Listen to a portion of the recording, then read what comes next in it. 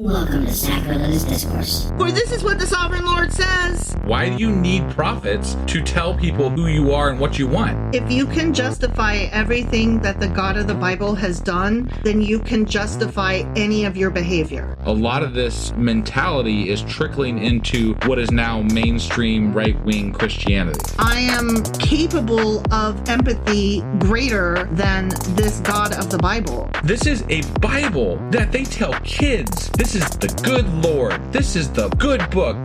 He is fantasizing about murder, mass murder. Head over to sacrilegiousdiscourse.com right now to find out how to leave us a review or support us on Patreon.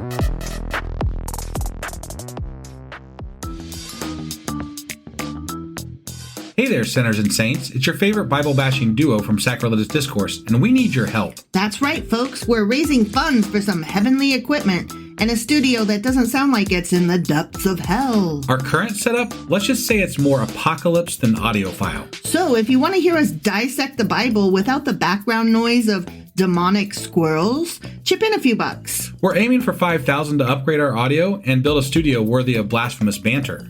Donate today and help us spread the good word of atheism. You can find a link right on our homepage, sacrilegiousdiscourse.com. Every dollar counts. Even if it's from your collection plate.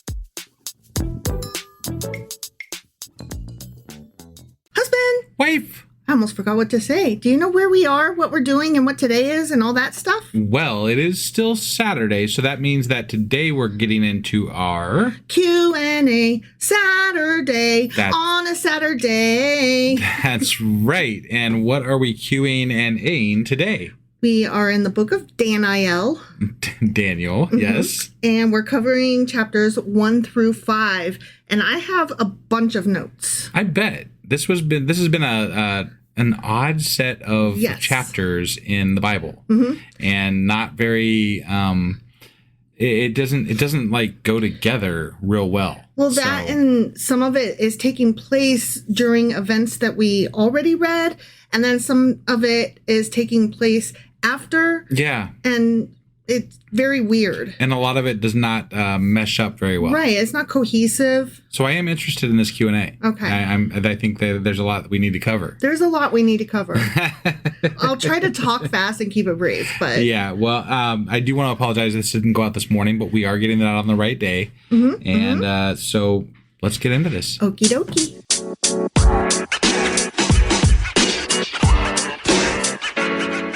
All right, let us get into the book of Daniel. The book of Daniel. Yes. Yes. And first, we're going to just talk more about the book itself. Okay. Okay, because I did not go over all of my notes for that. And also, there's stuff that it's not a horrible thing if I repeat myself. Sure. No, I mean, you never know when someone's joining us and what they haven't heard and what they have heard. But, you know, when we're talking about stuff that is ancient and we need to go over it, like you said, it doesn't hurt to cover it a couple of times. Well, not only that, but sometimes it makes better sense once it's in a little bit more context. Yeah, no, I agree. Let's talk again about the book's authorship, because we mentioned that more than once, and I think we had some of our dates we questioned. So the book of Daniel was authored during the 2nd century BCE, likely around 167 to 163 BCE. Okay. But it is set during the 6th century BCE, so the 500s, the negative 500s. Yeah, so about 400 years difference. It's generally accepted that the book of Daniel originated as a collection of Aramaic court tales, which were later expanded by the Hebrew revelations. And let us not forget that I think it was chapter 3 was the one that Daniel wasn't in. Is that correct? It was 2 or 3. I can't remember exactly myself. I think it was 3. Yeah. So that one was almost definitely by itself while these stories were circulating. Okay. So some of the other ones might have kind of been together or circulating at the same time. Sure. But that one was alone. Okay. Okay. Yeah. The author or editor was probably an educated Jewish person, knowledgeable in Greek learning and of high standing in his own community. So we've said all that, but now that we've read some, it's like, oh, okay, that makes some sense. Right. Right. The prophet Daniel lived in the 6th century. During this approximate period, I'm going to name some other things that were happening around the time that Daniel was supposed to have lived. I have a question here. Is it do scholars tend to agree that Daniel is a real and actual character? Or he's a character, not a character. person. Okay, that's kind of how it feels. So I wouldn't attribute a lot of like actual things to this person based on what we've read, because it does seem very fictional. Right. Like more so than some of the other characters, you know. So yeah, he's an amalgamation of several different legends. Got it. Okay. And his name was chosen because it means like of God or high view by God or some shit like that. So it's generally we can just accept that this is a beyond the fiction of the Bible itself. This specifically is actual fiction in the Bible. Correct. That is based on ideas that they wanted to portray. Correct. Now, if you were having this conversation with a Christian, right, they would argue with you about it because they take this as actual things that happened, and they would have to take it as actual things that happened because of some of the Christian takes on what happened. Well, the Christian takes and the prophecies. Right. So they're like, no, he's giving prophecies here. We haven't got to all of them. Yeah. Okay. Yeah. So, I mean, the book gets crazier as we go. And the Christians are like, absolutely this happened. Absolutely this dude was real. And absolutely he said these things. I just don't, even on the small amount of knowledge that we have on the Bible, I don't see how you can read these chapters and come to that conclusion, right? Like, it doesn't make any sense to me how Christians are like, this is real and this has happened and blah, blah, blah. They're not reading the things that we're reading, and they're not getting the extra notes. You know? And they're not getting the whole story because they're not reading it straight through. No, I get it. But somebody that put together their religion did. Right. You know, there are people in their religion that have read these notes and do know these things. Sure. And yet they still say that they're real. But the people that do that are the ones that are in power. Why would they change the system, much like centrist Democrats? No, I completely... Status quo is awesome. I completely agree with what you're saying. It's just that I can't see how, unless you're in this for nefarious reasons and want to, you know, you have a reason to share bad information. It just doesn't make sense to me why someone would, you know. And I get that there's money behind Christianity I hear what you're things saying, like that. But I think that you're coming at it, of course, from your atheist perspective. That's true. Somebody who is coming at it already believing that this stuff happened, as one book foretells another, it has a self-validating coinage. Yeah, and if you choose to look at if you only look at what you're looking for, you're going to see what you're looking for. Well, that and there's a place where I'm not even there yet, but there's a place where in the thing where Daniel and company, his friends, get locked in the furnace because they wouldn't bow to the statue, right? Right. There is a place in Isaiah that talks about it's a prophecy. You will walk through the fire and not be burned. Oh. And if you are a Christian, how can you not be like, whoa, dude? Right, but see, the way I take that is I look at when this was written. It was written in the 200 BCE time frame, 167 or whatever, and I'm looking at it and I'm saying to myself, oh, so they knew about this prophecy. They took these ideas and they made them work by taking this fictional character and making it fit these gaps that they needed to fill. Okay, but you're coming at it with me telling you this dude is a fictional character. I get it. These people don't know that. Right. No, I understand. So they're like, whoa, this real person Isaiah prophesied that this real person Daniel would and his friends would go through these things. And of course, because fire is used both times and the situation is similar, it must be that this is what Isaiah was talking about. All period. Right. The end. It's self-fulfilling. No, I get it. It fills that whole cherry-picking aspect of the Bible to me. Like, that's exactly what I'm talking about when I say that Christians cherry-pick the Bible, is that they make narratives fit what they want to see. Absolutely. So, and that's why you can't argue with them, because you're trying to tell them that the thing that they believe that they know is true because the proof is in the circular logic. Right. You're trying to take that away from them without taking the circle away. Well, and I would even argue that the New Testament is largely cherry picking things from the Old Testament to make a new religion. I haven't read it yet, so I don't know for sure, but I get the sense that you're not wrong. Okay, so I was going over a list of things that were happening during the time that, quote unquote, the prophet Daniel was living over in Babylon. Okay. Yep. So we're going to pretend he's real in canon for all intents and purposes. This is what was going on. Sure. Okay. Yep. So construction began on the Acropolis in Athens. Okay. Okay. Mm-hmm. The Mayan civilization was flourishing in Mexico. Okay. Aesop wrote his fables. Ooh, right. Okay. Confucius and Buddha lived during this time. Okay. Yeah. Greek art began to truly excel, and the Greeks introduced the olive tree to Italy. Okay. The Phoenicians made the first known sea journey around Africa. Huh. So all of that was going on. The world was like awakening to the realization that it was larger than they thought. Yeah, no, that's really interesting context because it puts in perspective a lot of the things. Like when we're reading the Bible and we're in these stories, it's very narrowly focused and it's hard to see what that other stuff is.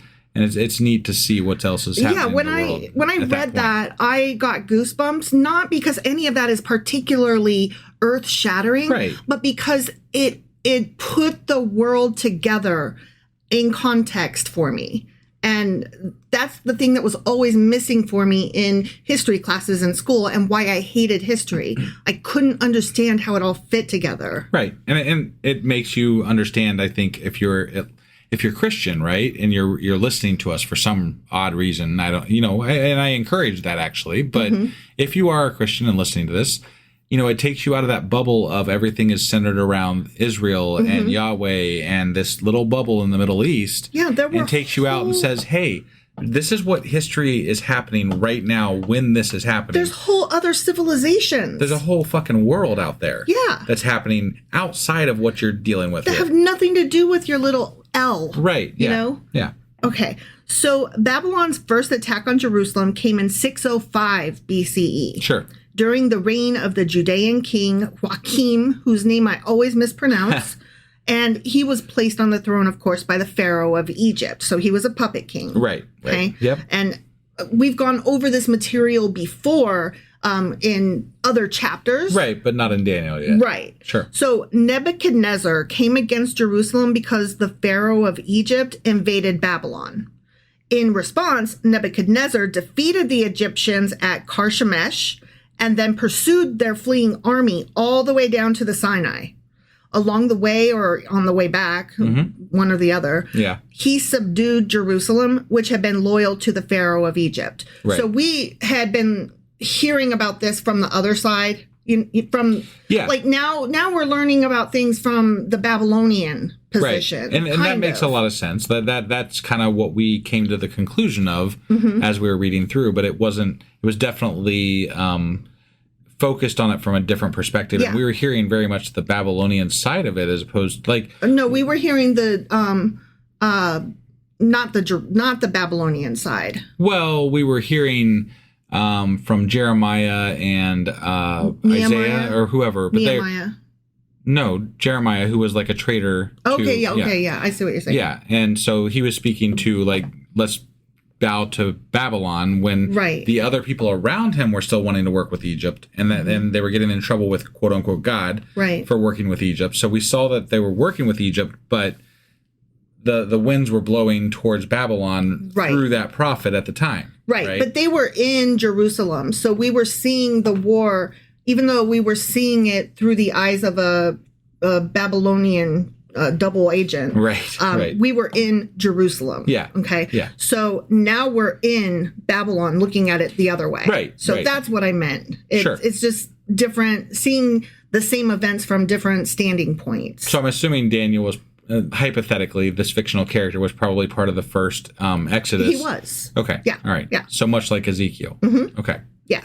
This campaign of Nebuchadnezzar was interrupted suddenly when he heard of his father's death and ran back to Babylon to secure his succession to the throne. So that's why Nebuchadnezzar dropped everything and took off. Okay. Because, times were rough back then. If you weren't there to call dibs on the phone or on the throne. Yeah. Somebody else gonna take it. Right. So he had to run back home and, secure that shit. Me. Yeah.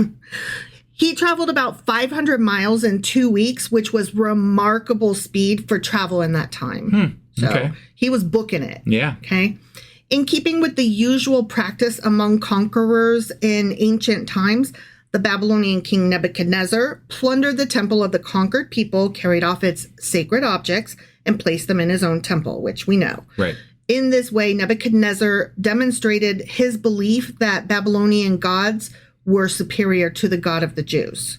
So it wasn't just about looting. It was also about destroying that God. Yeah, showing the power that he had, because every king believed himself to be the entire ruler of the whole world. Right. And therefore godlike. Sure. So they could not have Which is other why gods. I was calling bullshit on a lot of the stories in Daniel so far.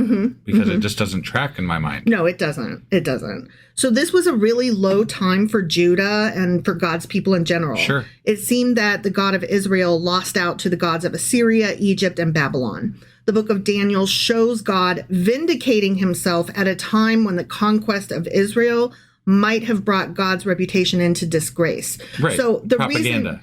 the reason that I wanted to read that particular sentence to get there was because we were talking about reasons why Daniel was written. And we agreed that it was to reunite the people and excite them, but it was also to show that God is not done. Right. And to try to the rallying cry for God, not just the people. Yeah. They had to portray strength from their God in the moment when he was weakest somehow. And this fictional character of Daniel fills that gap at some level. What's interesting is that by making it seem in their minds like God made them lose on purpose, that did make them come together. And that did be the making a good reason for them getting beat and defeated. Right. Gave them the impetus to come back together and to keep the story going so that we are still talking about it today. Right. Yeah. So that is pretty fucking amazing. Sure. I'm not saying it's a good thing or a bad thing. It's just amazing. Well, and I think that if you talk, like, these are stories that they're really well written. They are very feel good, right? Like if you love your God, that is Yahweh, right? And somebody tells you these stories from Daniel, they're very feel good stories, right? Sure. And if you don't have the larger context, if you don't study it in depth as to when this was written, why it was written, how it was written, etc., it doesn't really matter. It's just that, like, rallying point for your God, right? Like, you don't need to know, these were actually Aramaic stories. Sure. These were fables. Right. And all we did was change the name of the dude. Right. Yeah. So we've talked before about how this book can be divided into two parts, and we're still in the first part, right? Which is a set of 6 court tales, and that is chapters 1 through 6. So on Monday, we will finish up that first part. Yeah, we will. Yeah. And with a bit of a roar, from what I understand. Yeah. These were mostly written in Aramaic. Okay. Yeah. So just put that out there. The second bit is 4 apocalyptic visions, which are chapters 7 through 12, and they are written mostly in Hebrew. Okay. Now, the Deuterocanonical books contain 3 additional sections, which we have talked about, and we're very excited to eventually read. Yeah, which I think we discussed doing them at the end of this book, right? Yes. Possibly? Yes. Just squeeze them on in there and pretend they're in our Bible. Sure. Yeah. It's the Prayer of Azariah and Song of the 3 Holy Children. Number 2 is Susanna. And number 3 is Bel and the Dragon. Okay. This book, as we've seen a little bit, but it's going to get worse. This book is filled with monsters, angels, and numerology drawn from a wide range of sources. Ooh, it's going to be fun. It's going to be so fun. Yeah. Because we've already seen just the fact that these stories are based on Aramaic fables. Yeah. We already know that these first ones are stories. Yeah, You know what I right, mean? right. So we are, when it says numerous sources, it's like, well, we know one. Well, I think the mere fact that the first 6 chapters are written in Aramaic and the last chapters are written in Hebrew, right? It kind of detracts from the whole continuity of the story too. Yes. Right? And when you're studying it, when you're looking at it from an outside perspective. From a scholarly because place. why would that be the case, right? Right. It's the case because this is a fiction that has been written and put together. Right. Exactly. So it's obvious to me, but Same. we have to pretend like this is like this part of functional Right. Christianity. So. Well, and that's why I said, for all intents and purposes, within canon, this is the way this story goes. Right. You know what I mean? Yeah. I'm not trying to present this as this is what happened. Right. No, and I feel like if I was to sit down with someone who was a biblical scholar or someone who was Christian who had read these bits, I'd have to be like, can we just agree that these are fables? These are stories, right? Because they are of Aramaic source. And if we're having a discussion about, the Bible and Christianity in general, I want you to be able to defend your faith on reasonable assumptions about things, right? And you have to reasonably assume, based on the information that we do have about this book, that there's something kind of fucked up about it. I get the sense, and I'm talking completely out of my ass here, I get the sense that Jewish readers of the Old Testament would probably agree with you. Right. But Christians are the problem. Because it's become a very important aspect in their New Testament. Yeah. So, I get it. So, really, it just depends who you're talking to. Right. But let's get into the chapters themselves. Sure. Sorry, I know I've been talking a lot. No, that's fine. That's fine. I mean, you asking questions and adding your opinions is what these are all about. So, in chapter 1, I called that Intro to Daniel and Co. Who Won't Eat. Okay. Yeah.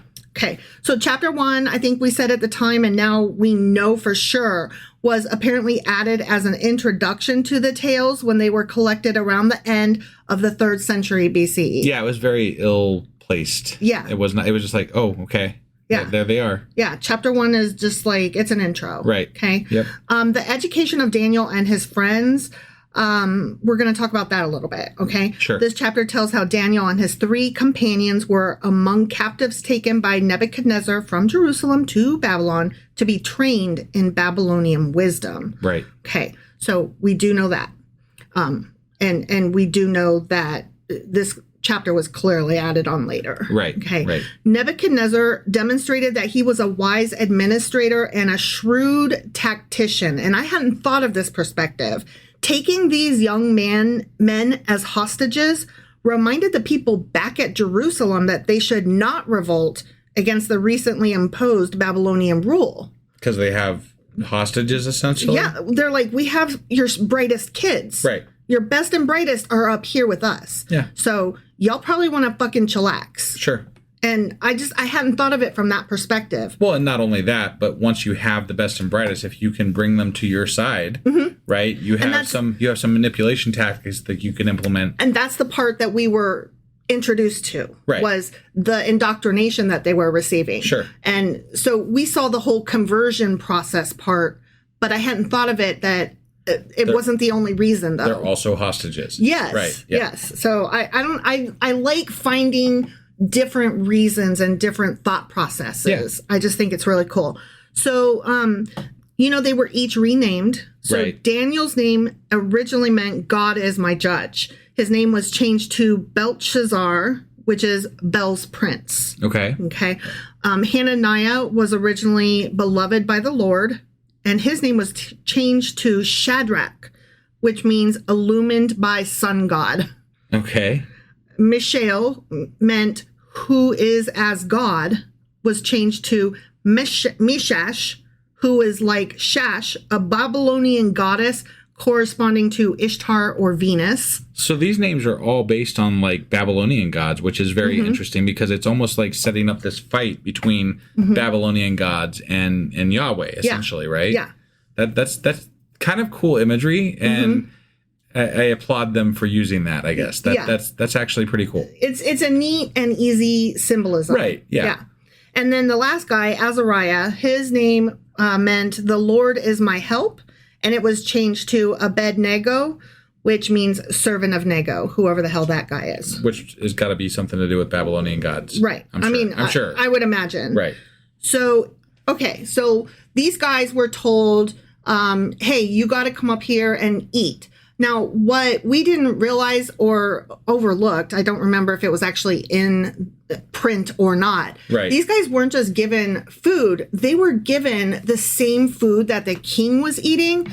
So they were getting all the choicest meat and bread and everything. Like they were given high class food. Okay. Okay. And that was to help ease the transition and make them softer and make them more pliable to the indoctrination. Part of the manipulation process. Yes. Right. Yes. So in not eating the food offered by the king, this was a big deal. Right. You know? And something else that was pointed out by one of the apologists, significantly, the root of sin goes back to eating forbidden food. And these guys were like, I'm not going to eat the forbidden food. Okay. So I was like, okay, I got to say that. Yeah, sure. So, because this book, Christians point to this as these boys were so perfect in the way they're supposed to behave. Right. We should all use them as our role model. Sure. You know, always stand firm against temptation, as opposed to what Eve, that horrible bitch, did, right? So the purpose of the food, names, and education was not just an effort at total indoctrination. It was also a method to tempt them into actively letting go of their old ways and actively embracing the ways of Babylon. Right. Okay. Right. Daniel and his friends considered the king's food defiled for at least 3 reasons. And we wondered, like, what the fuck's the big deal? Just fucking eat it. I don't understand. Right. Right? Well, here's why. Okay. They were like, actually, but no. Right. First of all, it probably wasn't kosher. And it was probably sacrificed to idols. So okay. it was not spiritually clean food. Sure. Also, eating the king's food implied fellowship with Babylon's cultural system, which, you know, was a heathen king and his idols. Right. Because back then, like, food and meals, it very intertwined. Yeah. Well, it meant community. Right. So they were like, no offense, but I deny your offer of friendship and community. So it was a polite snub. So what they did, though, instead of just saying, no, thanks, bitch, and go on a hunger strike, what they did was they talked to their guard and was like, hey, I'm not trying to get you in trouble or anything, because guard's like, dude, just eat your shit. I'm not getting fired over you. Right. And then dudes were like, okay, but we just actually only want the vegetables and the nuts and grains and shit. Yeah. If you could do that. And guard was like, absolutely not. And they were like, please. And he was like, you're going to starve and be gaunt and skinny. And then my ass is getting fired. So fuck you, no. Right. And they were like, okay.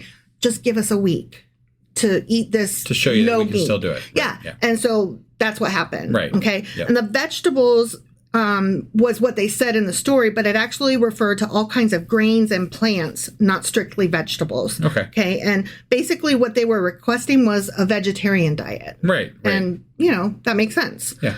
Daniel had a long, successful career in the worst of circumstances and was still a person of importance even after the Babylonian Empire had fallen. In this fictional take. Yes, sorry. All right, so that's the end of chapter 1. Like, I said all I got to say about chapter 1, added some notes that I thought were interesting. Sure. Okay, so let's go on to chapter 2, the king's statue dream. Okay? Yeah, this was interesting. Chapter 2 is the first mention of the Chaldeans as a class of soothsayers to the king. Okay. I had to look up the Chaldeans, and I'm glad I did because I had a misunderstanding of them. Okay. Like, my understanding was that they were a tribe of smarty astronomers who got swallowed up by the Babylonians. That was kind of my understanding as well. And it's exactly the opposite of that. So I'm going to read what I learned about them. Yeah. Okay. Which fascinating for no reason other than fascinating. Sure. Okay, they were a Semitic-speaking people who lived in southern Babylonia, which is modern-day southern Iraq. They were originally a nomadic tribe who migrated into southern Mesopotamia around the 10th or 9th century BCE. Okay. They eventually established themselves as a powerful force in the region. The Chaldeans gained prominence when they established the Neo-Babylonian Empire. So they established Babylon. Okay. Ruling Babylonia from around 626 BCE to 539 Interesting. BCE. Yeah. It's interesting. So it's almost like they were fighting over what they would be referred to as, whether it be Chaldeans or Babylonians. Yeah, well, not it's so like, much because they were nomadic. They were like, we're the Chaldeans. We sleep in tents and travel a lot. And then they were like, this land is great. I don't give a fuck that there's already people here. Let's settle. Right. I don't want to sleep in tents anymore. I'm over it. Right. And so then, like, the people that already lived there were like, okay, we're Babylonian. And they were like, that's what you think. And the Babylonians were like, well, I mean, but we are though. Yeah. And the Chaldeans were like, whatever, you can call yourselves that. And since there were more of the Babylonians, they just were like, well, I mean, you guys are kind of cool, but we're still Babylonians. Sure. So it's like the compromise was, we'll let you be in charge of us and live here. Right. But we're still fucking calling ourselves Babylonians. And the Chaldeans were like, sweet, that's an easy deal. Fine, we're all fucking Babylonians. Right. Okay? Yeah. So the Chaldeans made significant contributions to astronomy, mathematics, and law. And I was like, tell me more. Right. What do you mean? Yeah.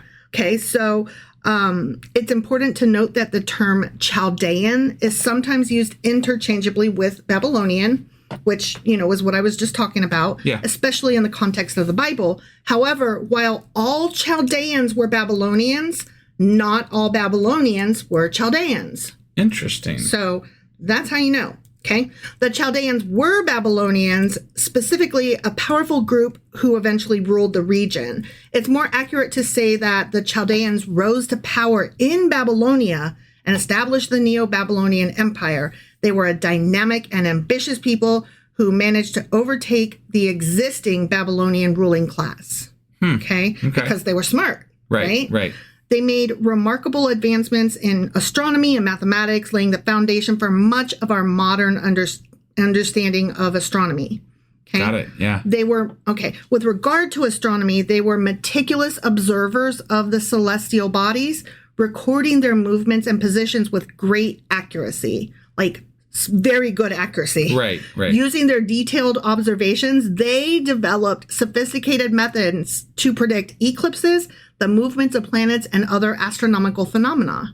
So they were fucking smart. Yeah. They divided the day into 24 hours. Wow. The hour into 60 minutes, and the minute into 60 seconds. No shit. A system we still use today. Wow, that's pretty cool, actually. I'm like, okay, Chaldeans. Yeah, yeah. I would live under your rule. You know, you're smart and good. I just something I because I was kind of curious while we're sitting here talking about it, but I think part of the reason that we have them intermixed in the Bible is because one of the first famous Chaldeans to rule Babylon was Nebuchadnezzar II. So like it's part of kind of the story that we're learning about here. Right. So and I didn't even realize that. Right, so, right. Wow. No, I thought that was interesting. So that's probably why there's this confusion. They were coming to power at the same time. They were part of this community that is Babylon, but this group of Chaldeans is coming to power. Right. Right. So that's where the confusion probably settled in a little bit with some of that. Who is who? Yes. Right. Yeah, exactly. All right. So they divided the sky into constellations, forming the basic for the zodiac today. Cool. They developed a base 60 number system, which influenced our modern system of measuring angles, time, and geographic coordinates. See, now I feel a little bit jealous right now because we're spending all this time talking about God and Yahweh and the Israelites, but I'd really like to talk about the Chaldeans. Yeah, that's why I was like, I'm going to take a minute. Right.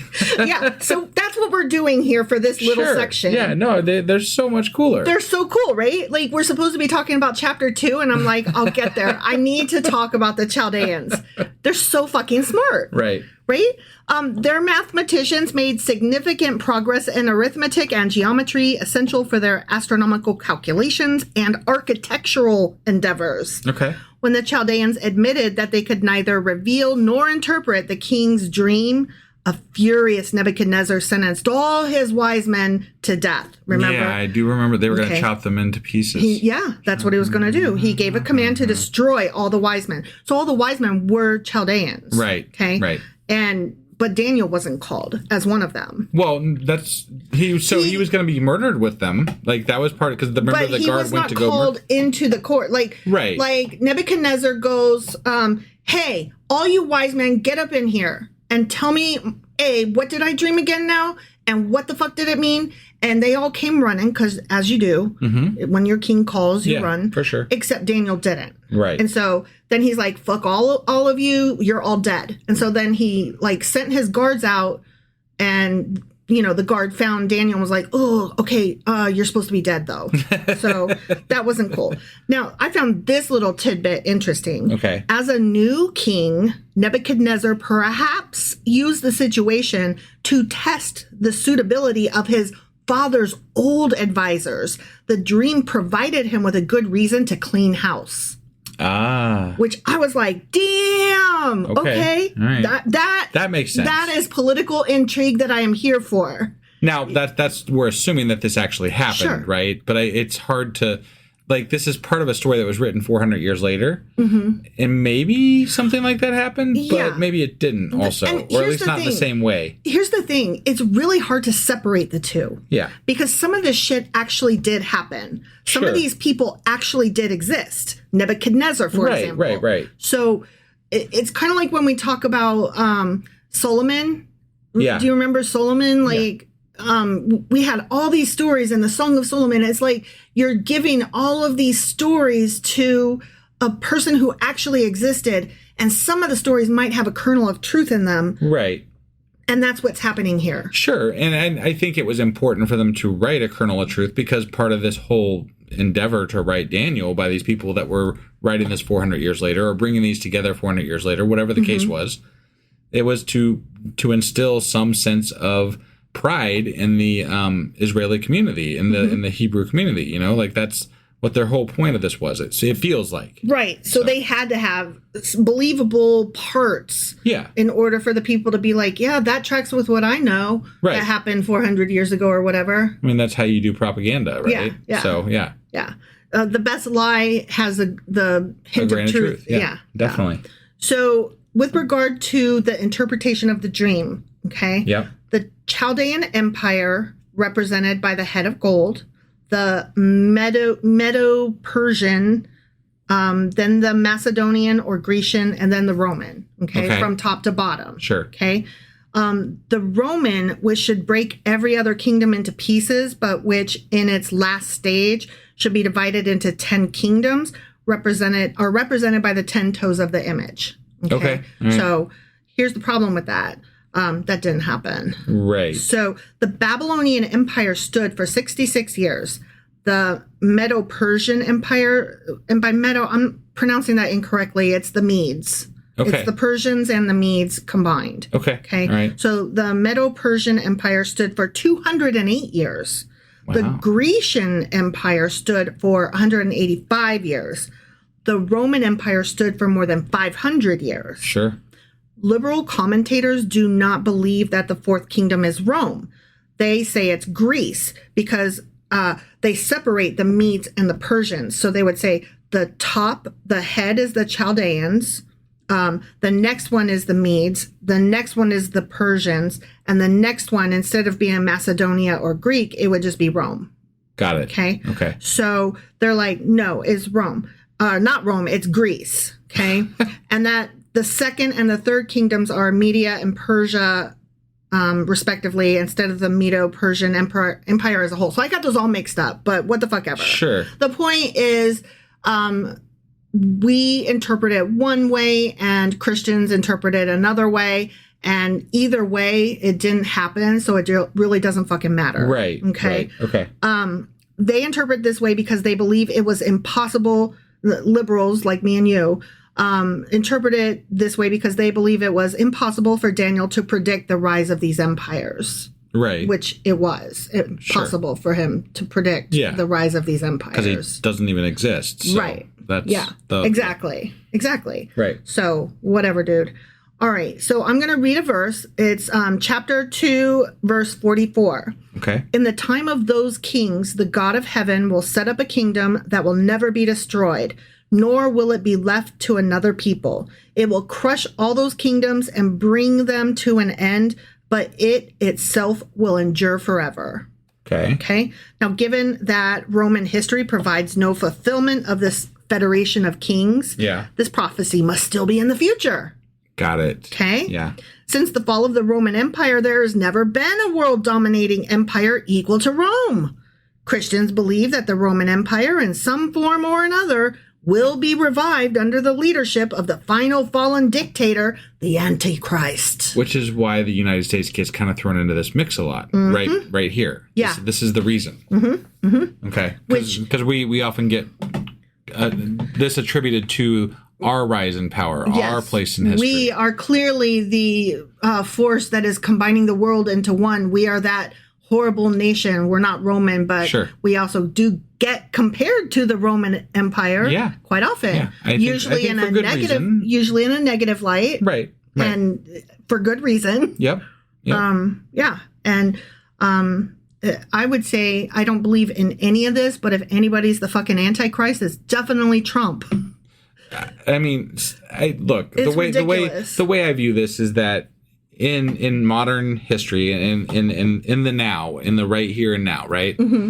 This plays very well into the hands of people who are the apocalyptic people in Christianity, right? Like they love always the end they times. Love the doom and gloom. They love the end of times. They love the fact that the figureheads in our politicians can be related to biblical things, and so they love to compare and contrast these two things that they have learned about the Bible, right? And it just makes it that much more relevant to people today and that much more scary. So when you can scare people into believing that these things in the Bible were written about today's politicians in our country and specifically, you are able to that much more effectively scare your parishioners. Exactly. And that's why we hear that a lot, I feel. Yep. You're not wrong.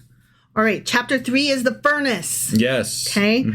There is an obvious link between Nebuchadnezzar's dream in Daniel chapter 2 and the giant structure he made in chapter 3. Okay. It seems that Nebuchadnezzar deliberately made an entire statue of gold as if to say that the day of his reign and authority would never end.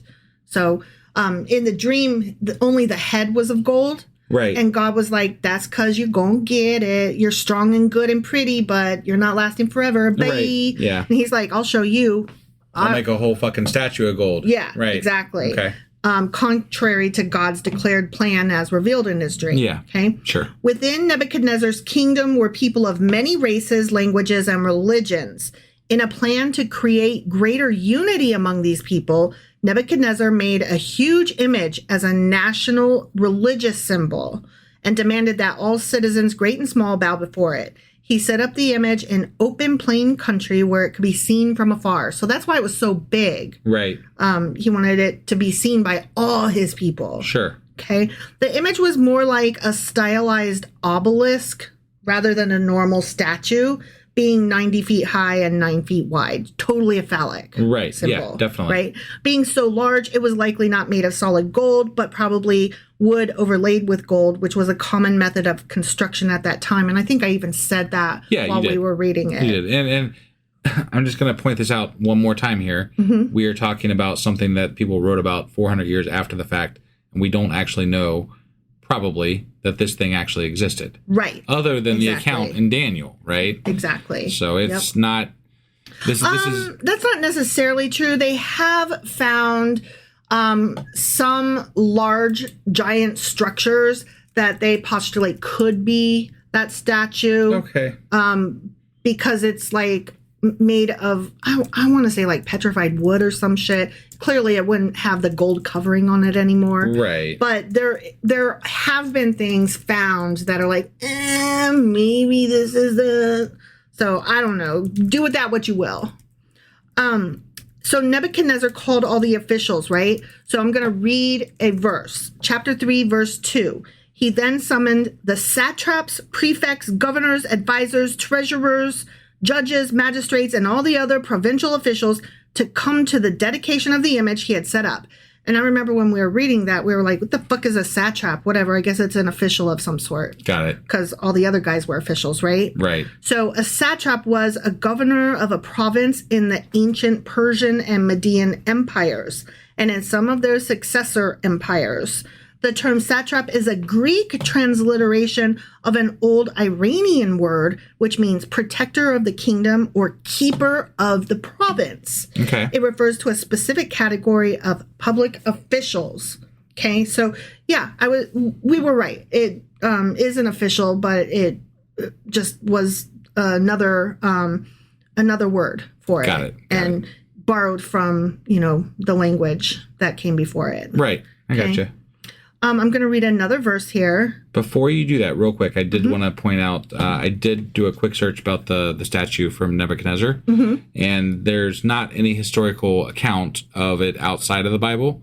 It's not to say that there couldn't have been something similar, but there is no historical record written down anywhere else about it, and it is often thought that it was just used as a symbolic or literary device. So that makes sense. But that's just quick search, just curious, because I was curious. I will get into some stuff that we actually have found that is in museums today. Okay. That is not that. Right. So, okay. Sure. Which I always find interesting when people and things do exist. Yeah. So definitely. That's neat. Yeah.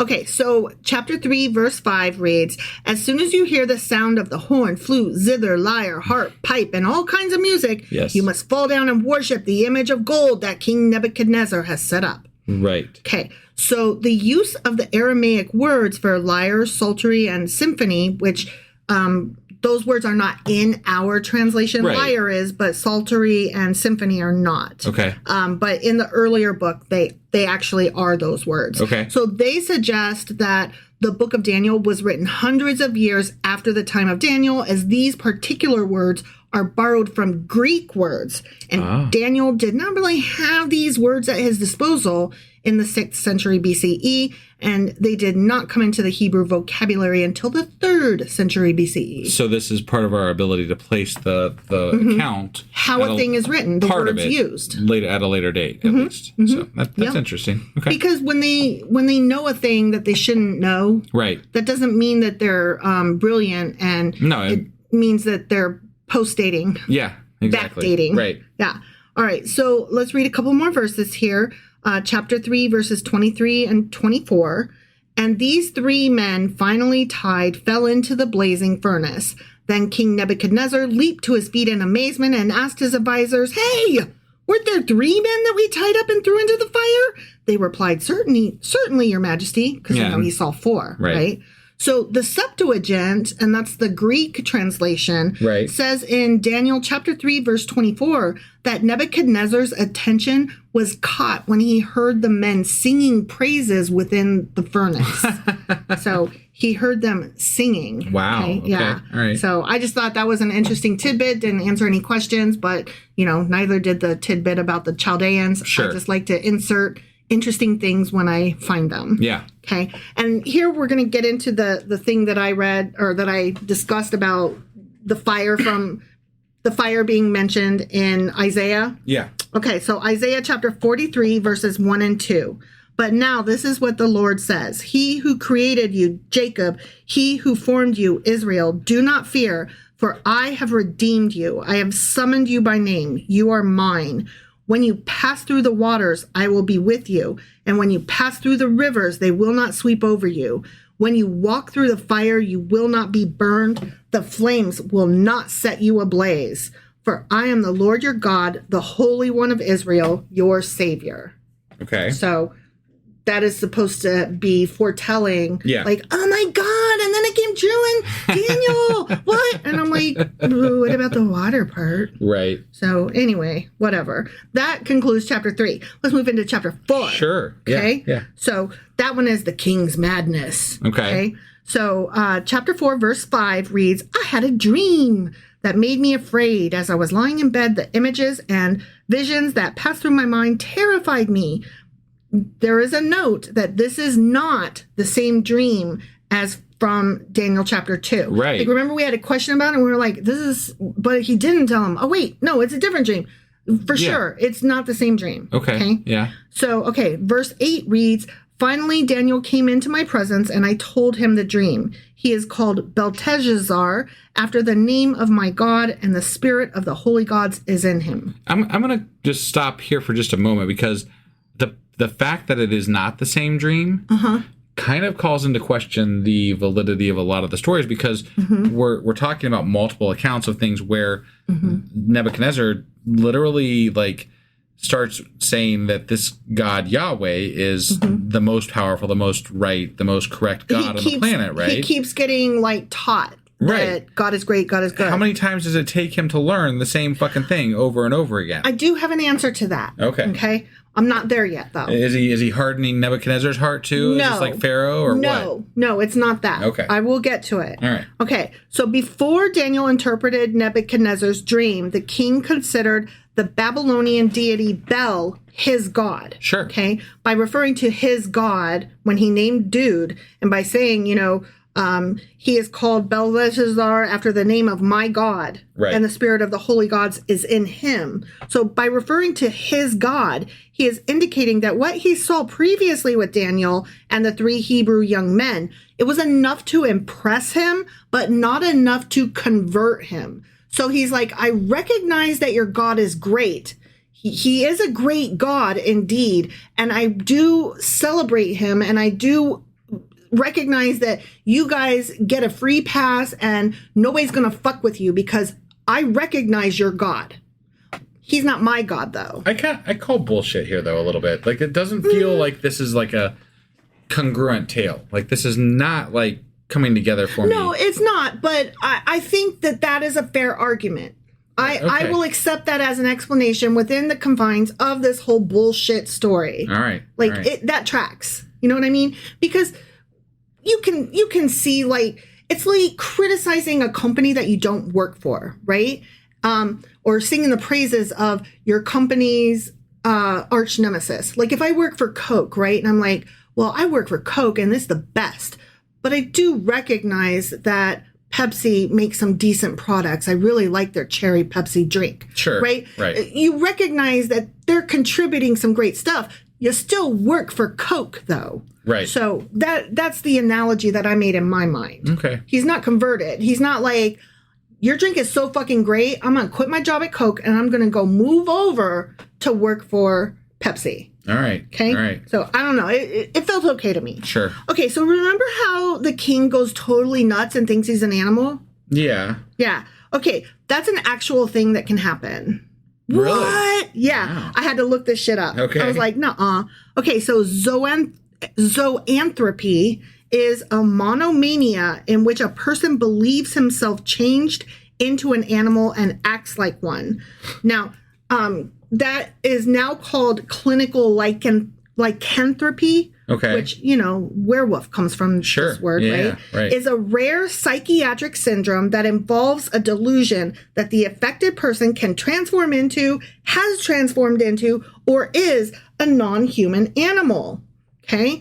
Its name is associated with the mythical condition of lycanthropy, a supernatural affliction in which humans are said to physically shapeshift into werewolves. Okay. So that's where the term lycanthrope comes from. Got it. Is this ailment where people believe that they are animals. Right. Okay. The term is used by researchers mostly in the broader sense of transformation into animals in general.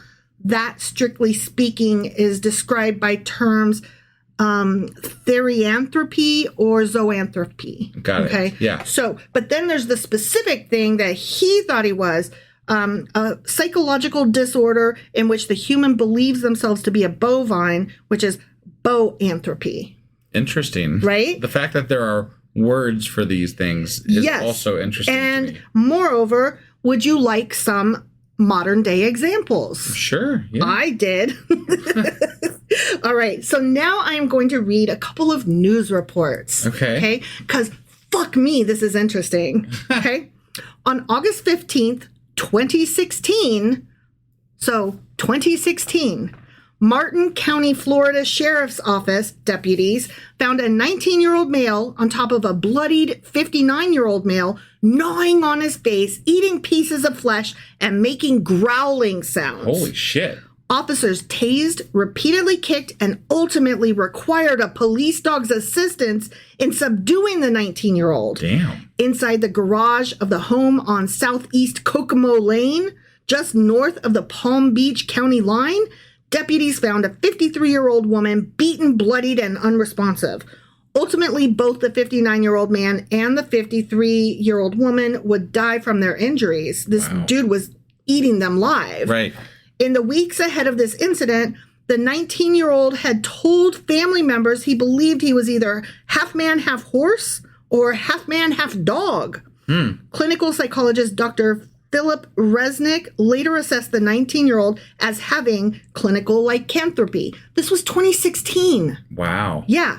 All right, here's another one. Ready? Okay, I'm ready. A 20-year-old man was admitted to a mental hospital due to his increasingly agitated and erratic behaviors. During his initial evaluation, he was guarded and preoccupied. He had no previous psychiatric history. Over the next few days, he displayed increasingly psychotic animal-like behaviors. These behaviors included howling loudly, running abruptly, and walking on all fours, which is known as quadrobics. Interesting. Quadrobics. Yeah. He appeared to be internally stimulated. When asked about these behaviors, he was initially evasive, but eventually admitted that he believed he was a werewolf and would periodically transform into a wolf. He started believing this after having visions of the devil years before and reported hearing random voices. The patient was started on ziprasidone and his symptoms gradually responded and his animal-like behaviors eventually ceased altogether. All right, one more and then we're done. Okay. Yeah, okay. A 25-year-old man was sent for treatment during a period of excessive hand washing, irritable behavior, decreased sleep, and acting like a buffalo. As you do. The patient, okay, you're laughing at a medical condition. No, I'm actually laughing because it reminded me immediately. Man on a buffalo. Yes. We'll have to link that. Right. Because, So there's this whole series. Sorry, I have to go into this for just a second. There's a whole series of stupid videos on YouTube. If you look up "man on a buffalo," there's like a whole series of them, and you can write me a hate mail letter later. But you'll watch them all, I promise. Yes, and you'll get that earworm stuck in your head for the rest of your life. Right. Man on a buffalo. Right. All right, so this dude thought he was not a man on a buffalo, but an actual buffalo. Got it. Okay. Right. The patient reported that he had engaged in sexual activity with his buffalo. Oh my God. And believed that buffalo cells had entered his body and were transforming him into a buffalo. Oh my gosh. He began obsessively washing his hands and genitals in order to avoid the transition. He saw himself as having buffalo body parts and became preoccupied about his appearance. Okay. He then began to act as a buffalo by nodding his head, walking on all fours, and seeking out hay and grass to eat. Wow. He was all in. He really thought he was a fucking buffalo. Right. He was ultimately diagnosed with obsessive compulsive disorder and body dysmorphic disorder with delusional beliefs. He was treated with fluoxetine and risperidone, and after 6 months of pharmacotherapy, his body dysmorphia and hand washing were both reduced. Got it. Doesn't say it went away. Right. Just that it was reduced. Sure. So this madness that he had, it's actually a thing that exists. Right. So there might be a ring of truth to that, because also during the time that this story says that this is supposed to have happened, there is no record anywhere of this 7-year time period that he was supposed to have undergone this madness. Interesting. Yeah. Okay. So kind of like Agatha Christie has like a missing year that like everybody's like, what happened during that year? Where were you? Nebuchadnezzar has a missing 7 years, huh? Yes. Okay. And speaking of which, it was 7 years. Interesting. Yeah. But again, we're writing about this 400 years later. So sure. That probably started becoming lore of some type. And it could have been based on some sort of fact or event. Well, let's think this out though. Dude starts acting like an animal, right? Right. He was like maybe there was some guy, not Daniel, but maybe some guy that they, liked a lot and kind of put some character value on him and like wrote him as Daniel sometimes. Yeah, sure. Right? And let's say that this guy's like, how can we make it to where this king is not crazy? Right. Or like the craziness has a reason for him walking on all fours and eating grass. Right. And so maybe it started during that time, like they wrote down like God made this happen. And then like later, 400 years later, they like further embellished. Yeah. Okay. Mm-hmm. So I don't know. I thought it was so cool. This shit actually is a mental condition. Right. All right. Chapter 5. This is the handwriting on the wall. When we come to Daniel chapter 5, Nebuchadnezzar is no longer the king of Babylon. Right. The fuck? Yeah. Nebuchadnezzar died after a 43-year reign. Okay. So how did it go from him to Belshazzar? Like, right. The fuck, right? Yeah. All right. Here's a little quick list of who it all went through. Okay. His son, Merodach, described in 2 Kings chapter 25 and Jeremiah chapter 52. This dude ruled for only 2 years when he was assassinated by his brother-in-law Nebuchadnezzar because his rule was arbitrary and licentious. Okay. So Nebuchadnezzar, who had just, killed his brother, was like, me. He is mentioned in Jeremiah chapter 39. He ruled for 4 years until he died a natural death. Okay. And his son, Laborasorshad, only a child and of diminished mental capacity. Maybe he was mentally impaired, much like his grandfather. Sure. Right? Sure. Maybe it ran in the fucking family. Right. As mental illnesses often do. Right. Okay. So this weirdo kid, he ruled for only 9 months when he was beaten to death by a gang of conspirators. Holy shit. Right? Yeah. The conspirators appointed Nabonidus, one of their gang, to be king. A lot of fucking people to go through. That's how what's his name? What's dude's name? Daniel. That's how Daniel was still alive. Got it. Because it was a these quick kings succession. were like boom, boom, boom, one after the other. Right. Yeah. Right. Okay, so the conspirators appointed Nabonidus, one of their gang, to be king. He ruled until Cyrus the Persian conquered Babylon. Okay. During the last part of his reign, however, Nabonidus lived in Arabia, and he left the conduct of the kingdom of Babylon to his oldest son, Belshazzar. Okay. The Nabonidus cylinder, these are things that actually exist, was discovered in 1854 and is now displayed in the British Museum in London. Huh. Yeah, very cool. Highly recommend y'all check it out. It tells some interesting things, and just I love historical artifacts. Yeah, sure. Okay? Yeah. According to Babylonian records, Belshazzar became co-regent in the 3rd year of Nabonidus's reign in 553 BCE. Okay. And this is actual things that happened. Right, okay? right, yeah. He continued in that capacity till the fall of Babylon in 539 BCE. Okay. It is most likely that at that time of Daniel chapter 5, Nabonidus had gone out to fight the Medo-Persian army and had been already captured. Those armies now surrounded Babylon and were looking for a way into the strongly defended city. Okay? Got it. Yeah. Belshazzar was not afraid of the siege surrounding the city. He was confident because of Babylon's impressive defenses. Okay. So remember, this was in this last chapter we read, they're partying it up. Yeah. Right? Right. Yeah. So he was confident because of Babylon's impressive defenses, a system of inner and outer walls and moats that made the city very secure. And he had vast supplies. So he's like, whatever, we're good. Right. He was safe inside his palace, partying it up while a hostile army surrounded the city. Got it. So chapter 5, verse 7 reads, the king summoned the enchanters, astrologers, and diviners.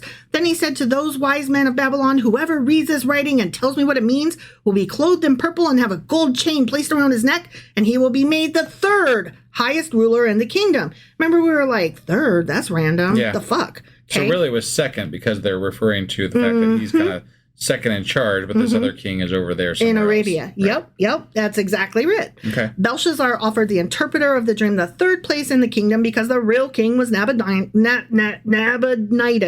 That's the one. Yep. And his son Belshazzar ruled as the 2nd in the kingdom. Belshazzar couldn't give away the 2nd place in the kingdom because he was the second. Right. So the best he had to offer was third place. And now we're like, oh, that makes sense. Right. Okay. In October of 539 BCE, the Persian king Cyrus advanced into Lower Mesopotamia and, leaving Babylon till last, conquered and occupied the surrounding territory. Seeing which way the wind was blowing, Nabonidus of Babylon was like, I'm out, peace, bye. He deserted his city, leaving it in the charge of his son Belshazzar, which that's what we talked about. Right. Okay. So he's nice. like, yeah, these dudes are coming. I have a meeting in Arabia. I have to go. Yeah. Okay. Cyrus conquered Babylon by diverting the flow of the Euphrates into a nearby swamp. And I remember hearing about that from a previous book that we were reading. Yeah. It might have been Kings or whatever. One of them. I don't know which one either, but yeah, we did read about this. Yeah. This lowered the level of the river, so his troops marched through the water and under the river gates. The bronze gates of the inner walls had been left inexplicably unlocked. And everybody gasped and said, God did it. Sure. The taking of Babylon was as bloodless and effortless as Daniel chapter 5 implies. Okay. So, yeah. Christians believe this was exactly what God predicted in Isaiah chapter 45 and Jeremiah chapter 51, that this even was put in writing 200 years before it happened. So let's read what it says and be like, okay. Okay, so Isaiah chapter 45, verses 1, 2, 3, and 4. Okay. Yep. This is what the Lord says to his anointed, to Cyrus, whose right hand I take hold of, to subdue nations before him and to strip kings of their armor, to open doors before him so that gates will not be shut. I will go before you and will level the mountains. I will break down gates of bronze and cut through bars of iron. I will give you hidden treasures, riches stored in secret places, so that you may know that I am the Lord, the God of Israel, who summons you by name. For the sake of Jacob, my servant, of Israel, my chosen, I summon you by name and bestow on you a title of honor, though you do not acknowledge me. Okay? Again, reaching. Right. And the fact that this was written so much later, I feel like more and more as we get further into the Bible and further into time with regard to the religions of,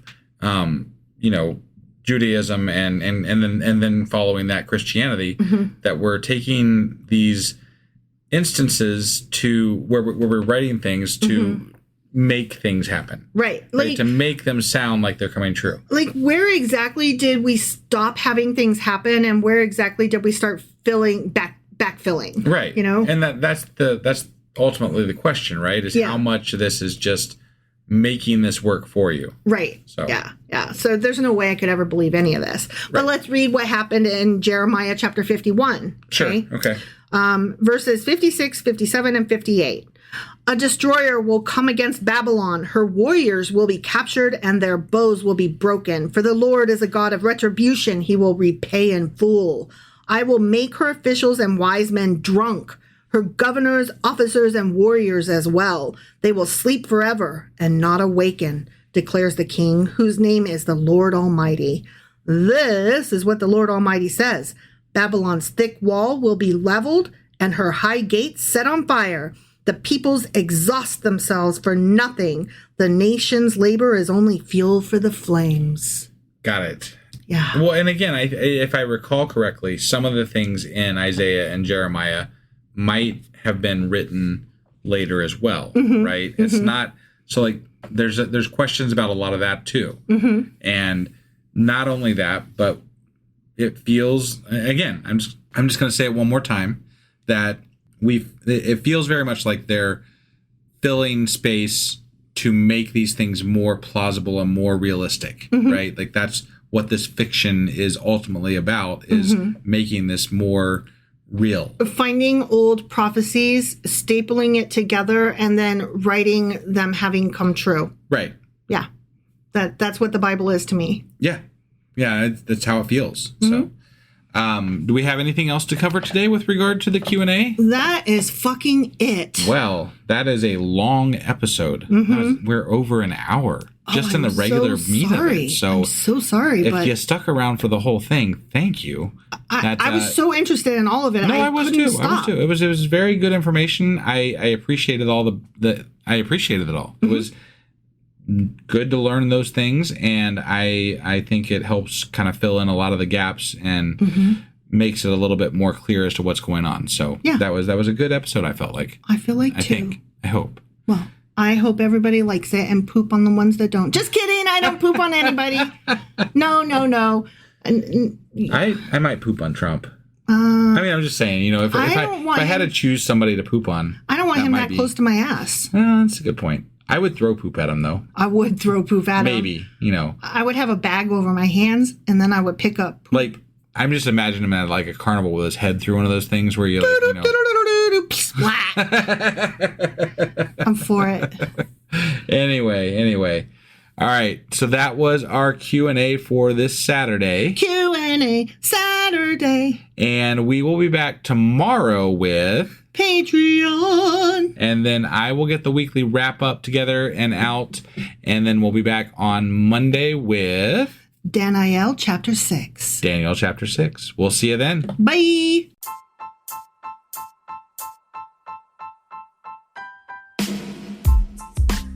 Hey, wife, I guess that's the end? But husband, that's just sad. It doesn't have to be. We are on lots of social media platforms like Twitter. Our handle there is sacrilegious_D. For D's nuts. Oh my God. Stop doing that. Anyway, we're also on Facebook, Instagram, and Pinterest. There's a link to all of our social media sites at our website. Ooh, we have a website? Yeah, it's sacrilegiousdiscourse.com, where you can also find a link to our merch shop. We have a merch shop? Yep, we have podcast-themed clothing, mugs, notebooks, and more, as well as an atheist and science-themed products. Wow, our fans should really go check that out right now. Definitely. They can get in touch with us by sending an email to sacrilegiousdiscourse@gmail.com. But before they do that, we could really use some help. Oh yeah? With what?